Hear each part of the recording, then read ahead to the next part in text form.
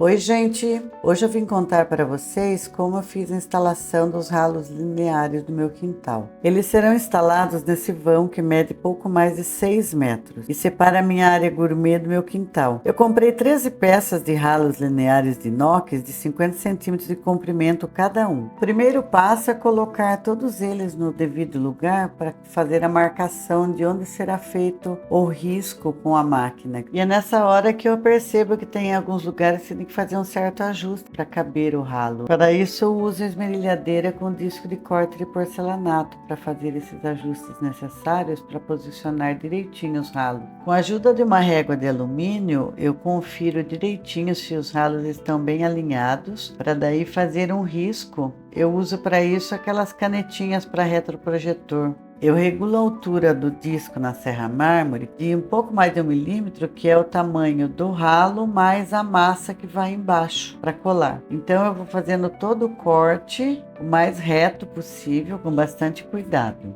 Aqui eu aproximei a câmera para que vocês possam ver melhor. Notem que mesmo com a regulagem da altura do disco, não é uma tarefa muito fácil, devido à falta de um ponto de apoio para a máquina, pois o corte tem que ser feito à beira de um buraco. Então o suporte do peso da máquina tem que ser nas mãos mesmo. Depois de feito o risco guia inicial com a serra mármore, é hora de fazer o corte definitivo com a esmerilhadeira, também usando um disco para porcelanato. Vejam que o risco inicial que eu fiz com a serra mármore serve para delimitar tanto a profundidade quanto a largura do corte, que deverá ser suficiente apenas para caber os ralos e a massa plástica da colagem, sem muita sobra de espaço, para que fique um acabamento mais bonito. Eis que surge um problema. O corte com o disco da esmerilhadeira não pode chegar até a parede sem danificá-la. Sendo assim, eu pesquisei na internet se existia discos de corte para porcelanato que fossem bem pequenos para eu usar com a micro retífica, e consegui localizar uma caixinha com vários discos de pontas diamantadas para desbaste, que vou deixar o link na descrição caso alguém se interesse. Como as ferramentas de desbaste são bem delicadas frente à dureza da cerâmica, fiquei com medo que elas gastassem demais e não fossem suficientes para eu terminar o serviço. Por isso eu fiz cortes estratégicos na cerâmica de forma que eu pudesse quebrar alguns pedaços com um formão e martelo. Ainda tem alguns pontos que precisam ser desbastados, que mesmo com o disquinho pequeno não foi possível alcançar. Por isso eu troquei o disquinho por outra peça. Inscreva-se no canal, curta, comente, compartilhe. Ative o sininho das notificações, pois assim saberá quando eu lançar outro vídeo, seja das coisas que eu tenho feito aqui em casa, que são muitas, ou das minhas viagens e aventuras por aí. Conto com você para dar relevância ao meu trabalho e ao meu canal. Muito obrigada. Eu comprei esses ralos quando contratei o pedreiro para azulejar a piscina e assentar o piso no quintal. Acontece que ao fazer o teste de carga da piscina, ela apresentou vazamentos. Sendo assim, precisou ser refeito grande parte do reboco da mesma, bem como a impermeabilização, o que demandou um tempo que aquele pedreiro não pôde esperar, pois já tinha outros serviços contratados e acabou me colocando no fim da fila. E assim, ele veio azulejar a piscina e fazer o piso quase um ano depois. E nesse meio tempo, os ralos foram sendo mudados de lugar em diversas ocasiões, pois imagina a confusão de uma casa em obras.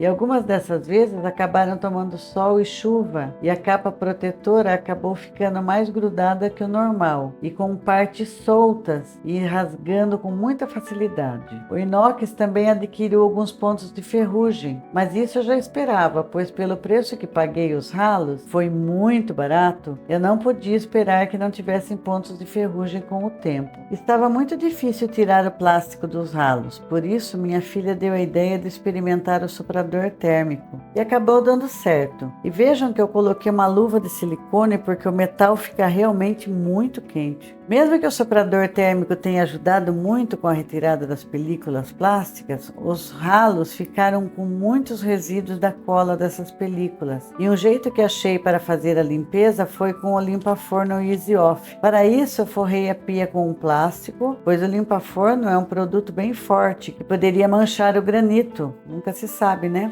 O frasco do limpa-forno acompanha um pincel por dentro da tampa, mas eu prefiro usar um pincel comum, acho mais prático, devido ao cabo mais comprido. Eu primeiro passei o produto nas tampas dos ralos e depois nas bases. Fiz essa divisão apenas para acomodar melhor as peças sobre o plástico. Não coloquei luvas até agora, pois não achei necessário, porque eu não teria contato do limpa-forno com as mãos, pois passei com muito cuidado para não respingar. Mas agora, passada meia hora de descanso, conforme recomenda a embalagem, eu coloquei as luvas, pois é inevitável o contato com o produto. Na embalagem, recomenda remover com vinagre, mas por ser à noite e eu estar com pouco vinagre em casa, usei água e detergente com uma esponja e deu certo também. Completada a lavagem das peças, deixei elas escorrendo até secarem totalmente para então tratar os pontos de ferrugem, que não foram eliminados com o limpa-forno. Para isso, eu utilizei um líquido removedor de ferrugem, mas sem diluição, o qual passei com pincel em todas as peças e deixei descansar até que o líquido tivesse agido totalmente em todos os pontos de ferrugem. Esse tempo é variável a depender do estado das peças. Depois disso, lavei com água e detergente e deixei secando. Após totalmente secas, fiz uma revisão nas peças e constatei que não seria necessário repetir o processo, já que a ferrugem foi toda eliminada. Eu só fico devendo a filmagem desse processo porque por algum motivo o celular não gravou. Devo ter me atrapalhado ao ligar, sei lá.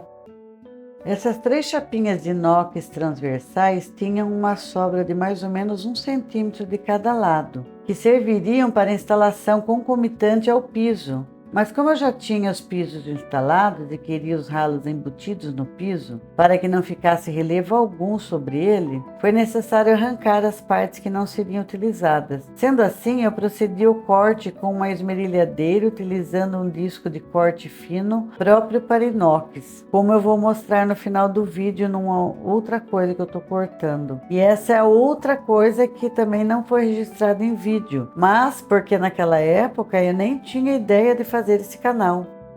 Como eu fui obrigada a tirar as películas de proteção devido ao estado em que se encontravam, agora tenho que colocar fita crepe para que as peças fiquem protegidas durante a colagem com massa plástica. Assim como eu coloquei fita crepe nos ralos de inox, eu coloco também nas bordas do piso para protegê-lo. Mas antes disso eu tirei muito bem o pó do vão dos ralos com uma vassoura e em seguida eu passei álcool em toda a superfície que receberia a massa plástica para garantir que não houvesse nenhum resquício de poeira ou gordura, para ter certeza que a colagem seria bem eficaz. A massa plástica tem que ser muito bem misturada antes do uso. Esta que eu comprei é branca, pois não achei na cor bege, que seria o correto para combinar com os pisos. Por isso eu vou tingi-la com os corantes próprios para resina epóxi que eu já tinha aqui em casa. Eu não sabia exatamente quanto de corante acrescentar, por isso fui testando, acrescentando um pouco por vez, dosando entre o amarelo ocre e o marrom escuro até atingir a cor que eu pretendia.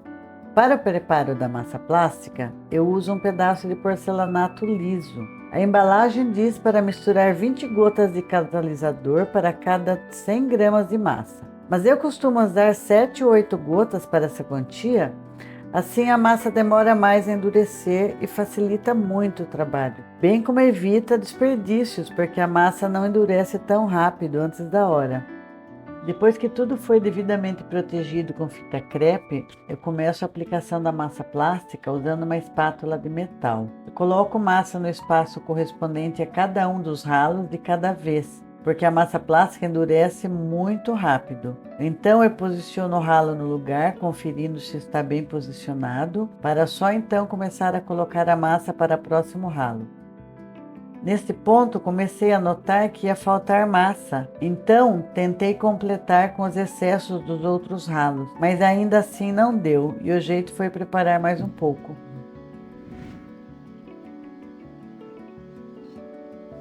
Importante lembrar que sempre que terminar uma parte da colagem, enquanto prepara outro tanto de massa, deve-se deixar limpas as bordas para não correr o risco que essas partes endureçam.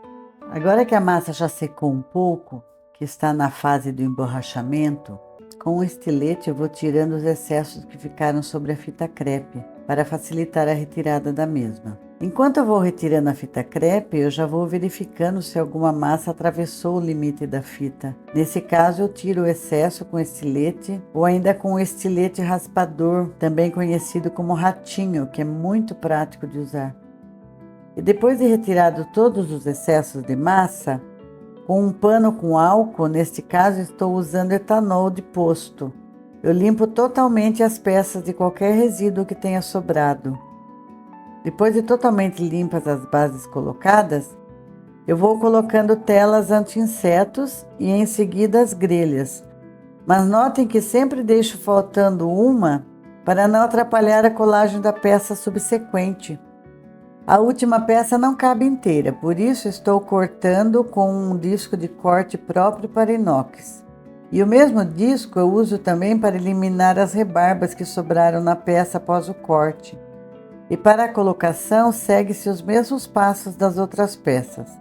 Eu vou deixar na descrição os links dos produtos e ferramentas que usei nesse vídeo para quem possa interessar. Lembrando que você pode comprar qualquer coisa que esteja precisando, não necessariamente o que eu indico nos links, que mesmo assim eu receberei uma pequena comissão sem que você pague nada além por isso, desde que a compra, qualquer que seja efetivada até 24 horas após acessar o link. E isto ajudará demais no incentivo para eu continuar produzindo vídeos e levando este canal a crescer. Muito obrigada!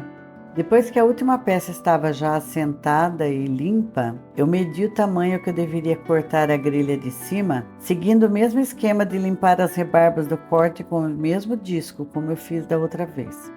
Notem que eu deixei desencontrados a grelha com a base, mas foi de propósito, porque eu notei que tinha um espaço meio grande demais entre as grelhas, então eu fui eliminando os espaços entre elas, até que no final, naquela última peça que foi cortada, a diferença acumulada foi de uns 3 centímetros.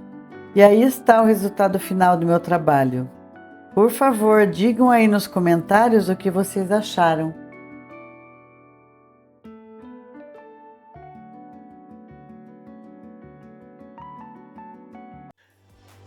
Inscreva-se no canal, clique no sininho das notificações, curta, compartilhe para que esse vídeo chegue a mais pessoas e deixe nos comentários a cidade de onde você me assiste.